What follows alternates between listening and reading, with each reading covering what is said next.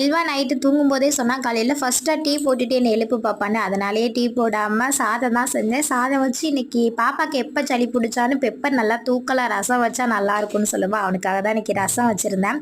நம்ம சேனலுக்கு நேத்தோட 8000 சப்ஸ்கிரைபர் வந்துட்டாங்க. பட் லைக் மட்டும் தான் ஒரு வீடியோக்கு 1000 கூட வரமாட்டேங்குது. கண்டினியூவா சப்போர்ட் பண்றீங்க. அதே மாதிரி லைக் பண்ணா நல்லாயிருக்கும். சாதம் ரசம் எல்லாம் வச்சதுக்கப்புறம் தான் பாப்பாவுக்கு டீயே போட்டு கொடுத்தேன். நல்லா இஞ்சி ஏலக்காய் சுக்குன்னு போட்டு கொஞ்சம் ஸ்ட்ராங்காகவே இருந்தது. தொண்டைக்கு கொஞ்சம் இதமாக இருக்குன்னு சொல்லிட்டு இருந்தான் செல்வா.